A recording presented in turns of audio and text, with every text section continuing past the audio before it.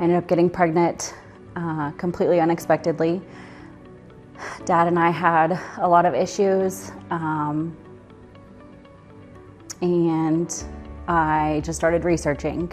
Adoption was never really part of our plan, but after we had our daughter, we realized we couldn't have any more children, and so after going through infertility, our prayer was really, Lord, like, show us what's the next step. And the doctor kind of pulled us aside and said, I don't know how you had your daughter, but it's not going to happen again. And so that was what we needed to make the jump and say, like, okay, adoption is going to be a part of our journey. We booked an appointment. My mom talked me into coming and actually talking to somebody there. So we came, and that was the start of my journey. Deaconess was an agency that we felt really aligned with our faith and what we wanted out of an agency, with the way that they take care of the biological family, not just the adoptive family, and that was really important to us. So the first meeting at Deaconess, I went in with my mother and kind of told them a little bit about like what I was looking for. They took me to this little room and gave me 4 letters, and they were like, just kind of read through these letters and see if anything sounds good. So I read through letters, and then I get to Mike and Cindy's letter, and I just started tearing up when I was reading it. These people are like perfect, like they are the picture perfect family. From the very beginning, from submitting our application to finalizing our adoption, Deaconess was always there in whatever capacity that we needed for us. We first met at Deaconess, and they ran in and we immediately hugged. The embrace for them was just so natural and loving. Words cannot explain. I remember being just so scared and so nervous and hoping that she would like us, and going through my closet and thinking about what to wear. What do you wear to that? Like, what do you say? I mean, it's just such a, it's a meeting that it's hard to prepare for. It's hard to put into words, really. Yes, yeah. So it was about 10 o'clock at night, and we got a phone call from Jackie saying that the baby was coming. So we booked it to the hospital, and I still remember that car ride. I mean, just being like just overjoyed and so excited. And we waited all night long with our Deaconess worker who was up all night with us. Yep, she was great. She was great. And he was born about 5 in the morning, but over the course of that night, we got to know several members of her extended family, and it was a really special night. Mm-hmm.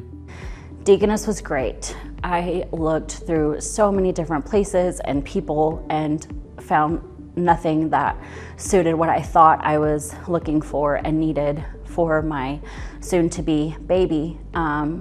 And then Deaconess just kind of fell into my lap, and they provided what I didn't know I needed. I moved to Austin and life just got so busy. I do always like to talk to him on his birthday. He always sends me the cutest videos for my birthday, and he sings me happy birthday. And I save them, and it just brightens my day. But I mean, every chance that we do get to spend together, it's like we never missed a beat. We're just right back to where we left off. And the Beckings are just so supportive of him and all of his dreams. And they're just the best people ever.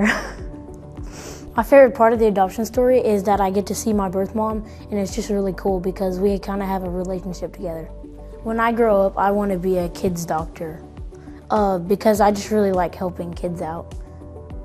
We really enjoy, being able to share some of the big moments with Jackie, kind of talk to her on Ford's birthday and her birthday as well. And what also is great is Jackie's parents will come down and watch some of Ford's football games or baseball games. And so, it's great to see them still want to be a part of his life and him still, having fun and being able to see them as well. I like to play football for fun, but I mostly play all the sports because I just like hanging out outside. So my mom and dad look for any excuse to come to Oklahoma City to see Ford and the Beckings. think Deaconess did a great job of educating us through this process, because obviously adoption is something that not a lot of people have experience with, and it's a different kind of concept that can be very intimidating. And so Deaconess does a great job of slowly and patiently walking us through the entire process. And the seminar was fantastic. And like Cindy said, open adoption is was a foreign concept to us, incredibly intimidating. First time you hear it, it's very scary. But the more we learned about it, the more they kind of slowly talked to us about it, educated us about the entire process, all the different dynamics involved. We realized pretty quickly that that was definitely something that we needed to be open to, not just for our child, but for the birth mother as well, as they both kind of heal and go through the process and go through life in general.